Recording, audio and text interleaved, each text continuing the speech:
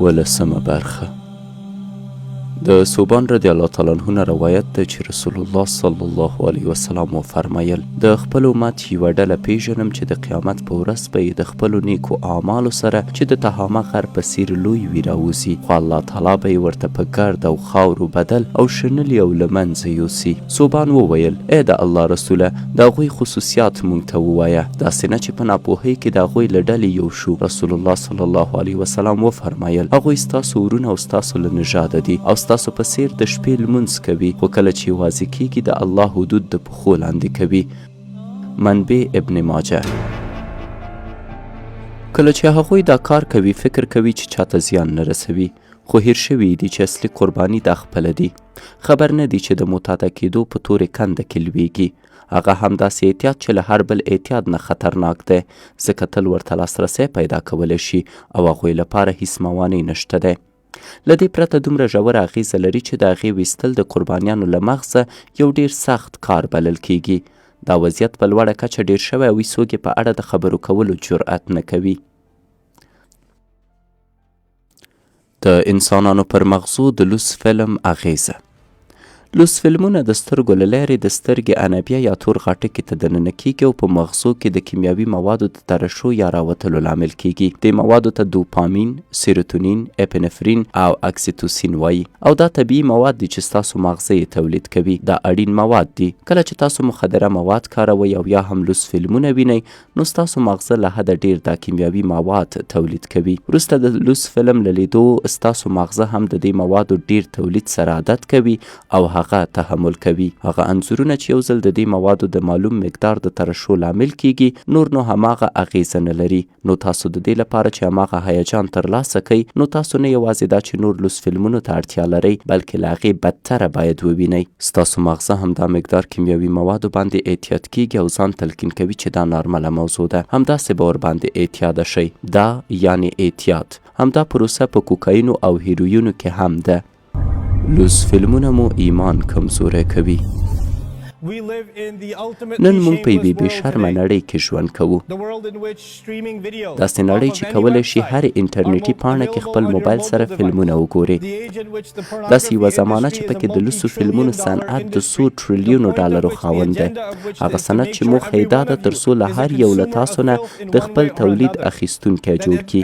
دا چې هر سړی، ښځه او ماشوم دی دې شیانو سره لاس او ګریوان وي. همدا یې هیله ده چې تاسو پرې اخته او د دوی د تولید یو بل پیریدونکي اوسئ. دا د لوڅو فلمونو ډالۍ ده چې ټولنې ته یې ورکړې. دا چې خلک منحرفه کوي او په حیواناتو یې بدلوي او په خواشینۍ سره ستاسو ځینې په دې اخته شوي یاست. دا شیان انټرنیټ کې وینئ یې او بیا مو موبایلو کې ذخیره کوئ یې. نور نو په اړه یې بد احساس نه لرئ ځکه ځان ته مو توجیه پیدا کړې ده. شاید یو څو وخته بد احساس وکئ خو بیرته ورته راګرځئ او ځان سره وایاست چې زه خو بل چاته زیان نه رسوم، دا کار خو کوم بل چا سره نه کوم، یوازې یې وینم، نو دا خو لویه خبره نه ده. خو آیا پوهیږئ چې په تاسو څه کیږي؟ ستاسو روح له دننه له منځه ځي، درته هیڅ روح نه پاتې کیږي. نو لمونځونه مو خالي کیږي او آن نور نشئ کولی د لمونځ پر وخت یوه اوښکه هم تویه کوئ ځکه زړه مو د الله له ویرې خالي شوی دی. د هغه چټلو شیانو له امله چې دې وخت کې مو لیدلي دي تاسو له یو انسان نه په حیوان بدلوي. نو کله چې بیا ستاسو له خوا نه یوه میرمنه تیریږي تاسو فکر کوئ چې د غوښې یوه حصه مو له څنګه تیره شوې. بیا دې ته فکر نه کوئ چې که کوم څوک مو له څنګ تیریږي د احترام وړ دی. په دقت سره هر چاته او هر شي ته پام کوئ. دایما خلکو ته لیدو کې برک کیږئ. درته سختیږي چې سترګې مو ښکته کوئ. که مترو کې اوسئ که په پوهنتون کې که کار کې اوسئ او یا هم په لاره ځئ. پوهیږئ ځان نشئ اصلا اصلاح کولی. د خپلې روح د له منځه وړلو لپاره هیڅ فرصت د سترګو په واسطه له لاسه نه ورکوئ. تاسو مکمل معتاده شوي یاست او بیا پوښتنه کوئ چې وروره څنګه په مونځ کې خشوع درلودی شم؟ په دې ډول نړۍ کې ژوند کوئ.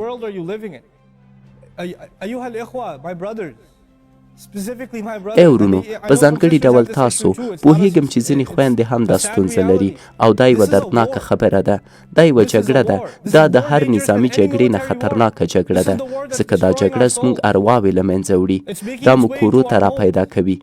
که زه وغواړم خپل ماشومان تر ممکنه حده له دې شیانو وساتم، خو کله مې چې ماشوم ښوونځي ته ځي، مهمه نه ده چې اسلامي وي یا بل څه، خو لوړ چانس شته چې یو ملګری د تلیفون سره راشي او ودې وایي دې ته وګوره.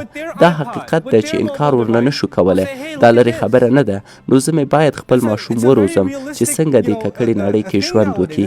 له دې شیانو د تیښتې هیڅ لاره نوره نشته، هر ځای کې شته دی. ته یو اسلامي ویډیو وینې، پوهېږي یوټیوب پر دوام درته تاسو ته ویډیوګانې وړاندیز کوي، هرومرو به پکې یوه مبتذله ویډیو وي، هرومرو هغه کلیپو کې یو څه شته. فکر مه کوئ چې دا یوه پیښه ده. زما د توطیو له تیوریګانو سره ډېره مینه نشته، خو فکر نه کوم چې دا د تصادف وي. تاسو یوه ویډیو وینئ، پر دوام یو مبتذله ویډیو درته وړاندیز کیږي او ورباندې کلیک کوئ او بیا بل څه او بل څه کلیک کوئ او په پایله کې تر لوڅو فلمونو رسیږئ. لوڅ فلمونه د شیطان د قانون یو ډول دی. لوڅ فلم د جنسي جادو یوه رواني تګلاره په بابل باستان کې ده چې په میلیارډونو انسانانو کې د شیطاني برنامو د منلو او اطاعت کولو د اغیزې په موخه پراخیږي. نو داسې یوه سلا ده چې د ټولنې له منځه وړلو، د انسان ضد شیطاني برنامو ترسره کولو او د هغه انسانانو غلامېدو لپاره کار کوي چې له دې لارې ذهني تلقین پیدا کوي.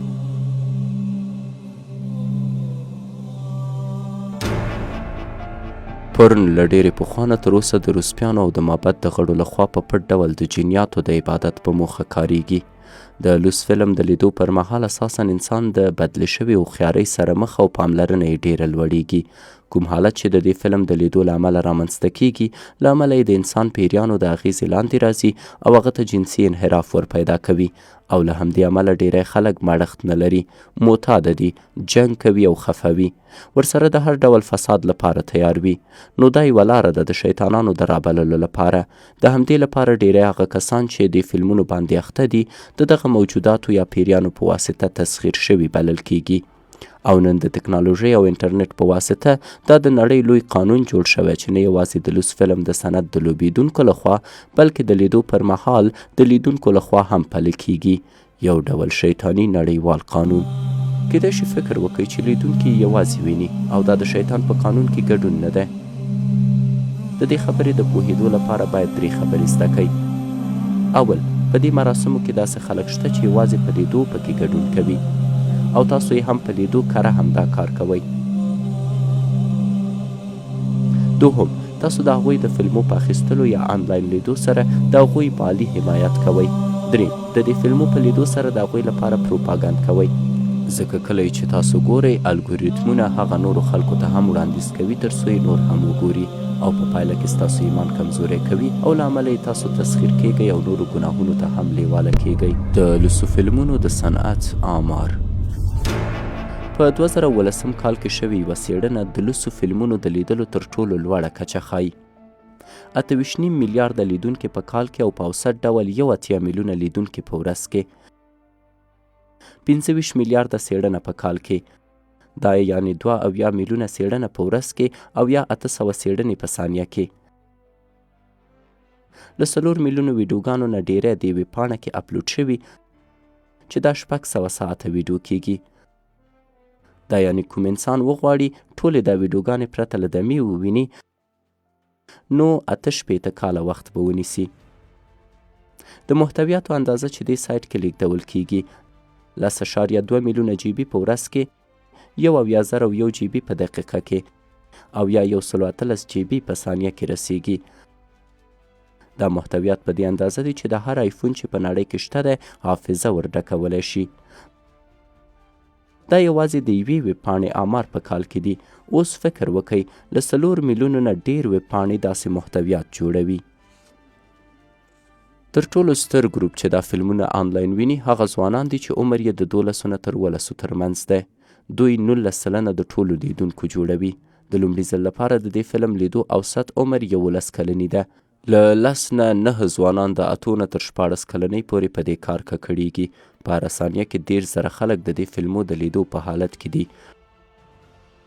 13% کې معتادین د دې فلمو ښځې دي او دا سلنه د پرمختګ په حال کې ده. د اسکاټلند یارډ سازمان ویلي دي د یوې څېړنې په اساس په انټرنیټ کې د ماشومانو نه ناوړه ګټه اخیستل تقریبا 2.8 میلیونه ماشومان ښایي چې ورنه ناوړه ګټه اخیستل شوي 8 میلیونه دا لوی زیان دی کوچنیو ماشومانو ته بېګناه ماشومانو ته د انسانانو 80% کې دلالي د لوڅ فلم صنعت لپاره ده دا ډیره بده ده باید زموږ زړه رابط کړي خو دا کارونه زموږ نړۍ کې کیږي څوک لوڅ فلم لټوي که چېرته تاسو دا کار د څېړنو په اساس وکئ دا احصایه هغه خلکو ته په کتو شوې چې انټرنیټ ته لاسرسی لري بیا همدا تناسب نظر جمعیت ته په کتو محاسبه شوی دی نو په پایله کې د اسلامي هیوادونو د لوڅ فلمو لټون له حده بیخي ډېر و ان متحده امریکا یې په ډاونلوډ کولو کې لومړی مقام اخلي زموږ نړۍ کې څه روان دي دا اسلامي هیوادو کې روان دي تاسو د خدای په غضب اخته کیږئ که انکار کوئ هرومرو دلته هم شته دی داسې کسان چې دا ستونزه لري وګورئ چې ټولنې سره یې څه کړي هغوی داسې لومه جوړه کړې چې ټولنه له اخلاقو لرې کړي او هغوی په یوې مریضې ټولنې باندې بدل کړي هغه ځای چې خلک ارزش او اخلاقو ته اهمیت نه ورکوي بلکې د خپل هوس بنده کیږي دا د ځمکې پر سر تر ټولو ستره فتنه ده چې ستاسو دښمن شیطان له هغې نه د یوې سلا په شکل ستاسو په وړاندې کار اخلي او تاسو کمزوري کوي ځکه هغه پوهیږي چې د کمزوري ایمان درلودونکې ټولنه په اسانۍ د دجال پیروي کوي ان داسې خوځښتونه شته دی چې غواړي د خپلو محارمو سره جنسي اړیکه قانوني کړي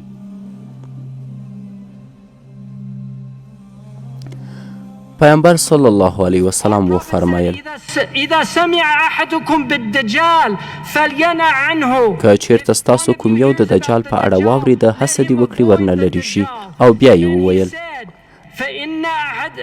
فإن أحدكم يحسب أنه مؤمن فيتبعه بما يبعث به من الشهوات.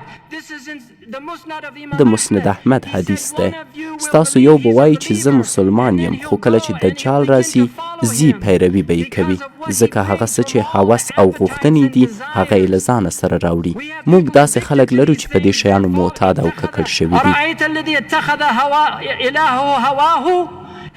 تاسو داسې څوک چې خپلې غوښتنې د خدای په توګه منلې دي نه دی لیدلی که تاسو له خپلو غوښتنو پیروي وکئ نو هغې نه به خپل خدای جوړوئ او الله تعالی غیوره خدای دی هغه غیوره دی هغه تعالی پر دین او اطاعت یې غیوره دی له دې اعتیاد څنګه ځان وژغورو آیا تاسو سره داسې شوي چې کره وروسته د داسې فلمو له لیدو مو ویلي وي چې بسنه کوي نو باید د دې فلمو لیدل بس کم کوم کار چې زه کوم سم نه دی او باید وی دروم که هو نو باید پوه شئ چې تاسو یوازیني کسان نه یاست چې دا ستونزه لرئ اما تاسو لږ تر لږه له هغوی بهتره یاست چې دا ګناه کوي خو اصلا پښیمانه نه دي لاندې ګامونه به مو انشاءالله له تاسو سره مرسته وکړي چې د دې ویډیوګانو کتل بند کړئ او د خپل ژوند نوې پاڼه خلاصه کړئ لومړی ګام ځان د دې فلمو د نه لیدو لپاره قانع کړئ که تر اوسه هم نه یاست قانع شوي نو د دې فلمو د زیان په اړه چې مغزو بدن رفتار واده او ستاسو ټول ژوند ته یې لري معلومات پیدا کړئ او هڅه وکئ د هغه ګناه د اندازې په اړه فکر وکئ چې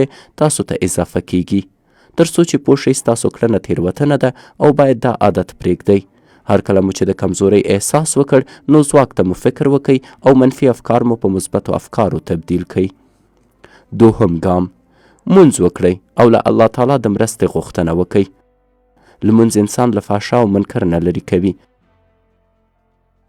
په یاد مو وي چې الله تعالی تاسو سره ستاسو د نیت په اساس مرسته کوي او د توبې لار درته خلاصوي دریم ګام خپل ځان ارزیابي کوئ خپل اوسنی حالت بررسي کوئ دې پوښتنو ته ځواب ووایاست ولې دې سرحد ته ورسېدم کوم شیان ما د دې فلمو لیدو ته مجبوره کوي دا ستاسو سره مرسته کوي چې د ستونزې ریښه پیدا او ورسره مقابله وکئ څلورم ګام همدا اوس ورته خاتمه ورکړئ کله مو چې پریکړه وکړه توبه کوئ نو توبه وکئ او هغه سبا یا بلې ورځ ته مه ځنډوئ او له الله تعالی وغواړئ چې تاسو سره د دې لومې نه په وتو کې مرسته وکړي پنځم ګام خپل وسایل له دې شیانو پاک او غلطي اړیکې له منځه یوسئ خپله خونه له ټولو هغه انځورونو او فلمونو چې کمپیوټر موبایل او نور وسایلو کې دي پاکه کړئ هغه پاڼې چې تاسو د ویډیوګانو ته رسوي متعقیب کوئ د هغه ملګرو سره مو اړیکې پرې کړئ چې تاسو دې لیمو ته هڅوي شپږم ګام له یوازیتوب او تنبلۍ پرهیز وکئ. هیڅکله هڅه مه کوئ چې یوازې اوسئ. د خپلې کوټې کلي لرې خطا کئ. له کمپیوټر ګټه اخلئ، خپله دروازه مه بندوئ او د خپل بیکاره وخت لپاره برنامه جوړه کئ، ځکه یوازیتوب او تنبلۍ کې شیطان له هر څه ډېر ستاسو په وړاندې فعاله کیږي. اووم ګام واده نه مو ساتنه وکئ. که چیرته تر اوسه هم مجرده یاست نو په یاد مو وي چې د دې فلمو لیدل ستاسو د جنسي ځواک د کمزورۍ یو تر ټولو ستر لامل وروسته له واده دی. خو که چیرته مو واده کړی وي نو پوه شئ چې دا فلمونه د واده د له منځه تلو تر ټولو ستر لامل دی. نو واده ته مو پام کوئ او خپلې میرمنې ته مو ډېر وخت ورکئ او له میرمنې سره مو له ژوند خوند واخلئ. دا تاسو سره مرسته کوي چې په شهوت مو کنټرول ولرئ. اتم ګام هڅونکي له منځه یوسئ. هڅه وکئ ټول هغه هڅونکي چې تاسو د دې فلمو لیدو ته هڅوي له منځه یوسئ. د بیلګې په ډول کله چې اړتیا نشته نو کمپیوټر مو مه روښانه کوئ، ځکه بې دلیله د کمپیوټر روښانه کول تاسو ته دا فرصت درکوي چې هغه فلمو ته وګرځئ. نو ودرېږئ مخکې له دې چې ولویږئ. نهم ګام زده کړئ چې څنګه د شهوت پر وخت برخورد وکئ. تاسو باید زده کړئ چې د شهوت پر وخت څنګه رفتار وکئ. د شهوت یوه دوره پیل کیږي، حد اقل ته رسیږي او بیرته له منځه ځي. دا ټوله دوره له 30 دقیقو کمه ده. نو بل ځلې کله چې هم تاسو د شهوت احساس وکړه پوه شئ چې له څو دقیقو وروسته ختمیږي او کولی شئ ورباندې غلبه وکئ. لسم ګام د ځواک د وسوسې سره مه مخ کیږئ. هیڅکله فکر مه کوئ چې تاسو ځواکمن یاست او کولی شئ هره ویډیو پرته له دې چې پر تاسو اغیزه ولري ووینئ. دا بیرته احتیاط ته د تلو تر ټولو خطرناک لامل دی. 11 ګام د خپلو ماشومانو خیال وساتئ. هیڅکله هم فکر مه کوئ چې ستاسو ماشومان دې لومه کې د لویدو لپاره لا کوچني دي. د هغوی عادات کنټرول کړئ او هر ځل یو ځل یې کړنې کنټرول کړئ او په کوچني عمر کې د سمارټ فون استعمال ته یې مه پرېږدئ. هوشمن موبایلونه هغوی نه هوشمنده کوي. 12 ګام بیا ځلې دا ویډیو وګورئ او له نورو سره یې شریکه کړئ. هر کله مو چې دا ګامونه هیر کړه نو بیا دا ویډیو وګورئ او له نورو سره یې شریکه کړئ او هغوی سره د ستونزه کې مرسته وکړئ. محترم معتاده، ستا بریا د احتیاط پر وړاندې ستا د ژوند ستره بریا ده. کله چې آینې ته وګورئ او پکې یو خپلواک او بریالی انسان وګورئ، څوک چې ځواکمن او خوشبخته ده. خو که آینې ته وګوري او داسې کس وویني چې د هوس او شهوت بنده دی او کاملا وابسته دی، نو څنګه به دا انسان چې له دننه نه مات دی ژوند کې بریالی شي؟ خدای به د هیچا حالت بدل نه کړي تر هغه وخته پورې چې خپله دا خلک د ځان حالت بدل نه کړي. القرآن 14 سورت 11 آیت. نورو برخو ته په تمه اوسئ انشاءالله.